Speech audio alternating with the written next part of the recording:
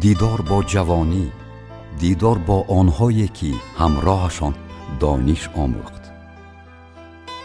آنها تغییر نیافتند. او در میان این آدمان نزدیک عشق را شناخت، حقیقت را شناخت. نه خرسند خوب شدی که اومدی. این کارم میگه من تو خیلی دیگرو باره دیگرو بگو.